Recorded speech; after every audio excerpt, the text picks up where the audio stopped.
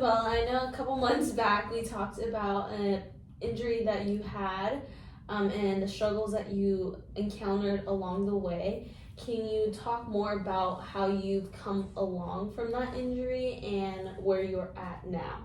Yeah, I would love to. Well, like I said, I did have a pretty bad hip injury, and I used to be really active. I used to try and go to the gym at least like 5 times a week, so super regularly. However, when that knee injury did happen, it was kind of holding me back from going to the gym, and I found some new struggles of being consistent with the gym and mainly being consistent with like working out my legs. I see that you've been still dealing with some of the same struggles since you got injured. However, you're trying to implement some of those exercises and stuff into the gym, trying to maintain that into like your daily lifestyle now. Yeah. To work on some of the muscles in your legs to compensate for the injury that you had. Yeah, absolutely.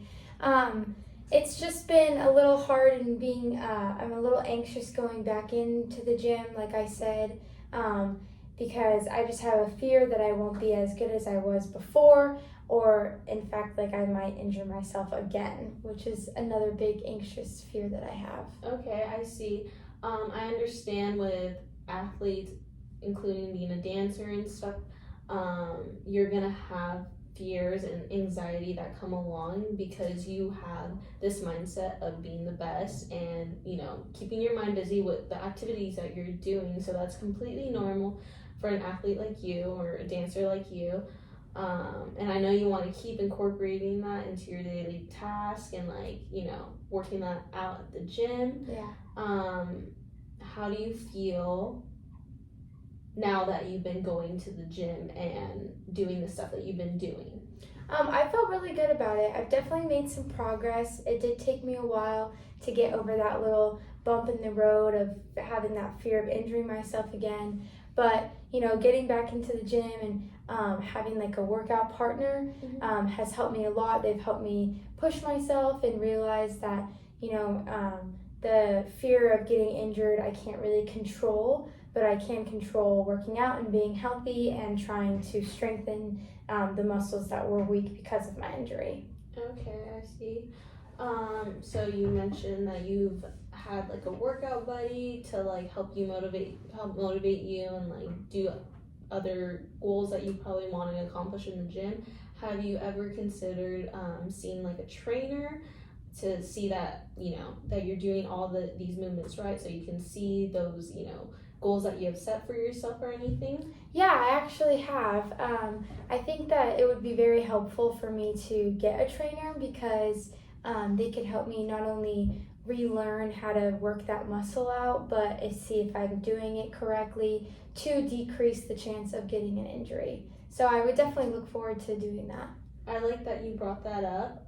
It is important to you maintain your body and work out and do this stuff because athletes can get re-injured, and a lot of that comes from the mental blocks that they have in their body. They're probably not ready for something, or sometimes they're overly too confident and they get back into it too soon and they re-injure themselves. So I'm glad that you are aware of all that stuff with having your hip injury.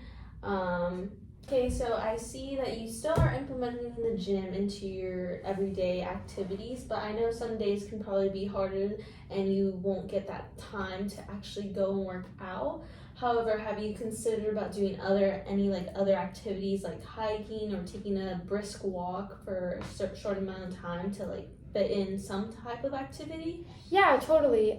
There are days that, the fear does overcome me sometimes.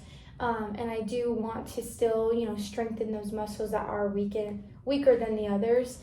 So I do like to do a lot of yoga. I feel like yoga has been really good for stretching my hips out and, making sure that I have the flexibility and range of motion to be able to do the lifts. And I also, like you said, I've been doing light jogs and walking. I feel like that always just, is an extra step to decrease my chances of injury again, and just helps strengthen my hip even on the days that I might not be able to go and work out legs. Okay. So I see that you're trying to implement yoga, which is like a beneficial exercise that I think everyone should do. I mean, it creates a lot of flexibility in your joints, and I know with having a hip thing, it probably affects a lot of your body, whether your legs, your back, whatever it is.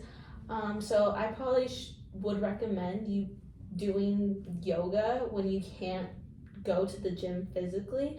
I mean, whether it's at your house or you're actually taking a class, making a priority to do that maybe like once or twice out of the week on top of going to the gym. And you don't even have to go to the gym for a long period of time. You can do a quick workout or you can do a long workout, whatever you have time for, but just try to fit it in. As well as if you really can't do those two things, maybe just taking a brisk walk for 30 minutes twice out of the week if you can't fit either the yoga or the gym. Cool, awesome. I really like that plan. I think that sounds good, and I'm excited to go from here and see how much I can progress in my range of motion and my flexibility and just overall feeling with my legs and stuff. Okay, that sounds great. So overall, we talked about your past injury and how you felt and how you progressed from that. I see that you probably still deal with some anxiety because of the hip injury that you had sustained. But I want to reassure you that from here we can progress, and it doesn't have to be perfect as long as you're implementing those daily activities or getting up off the chair out of the week and doing some type of activity. You'll eventually get to where you want to be. But I'm glad we had this conversation and I could help you get through some things and talk about them. Me too. Thank you so much. Yeah, of course.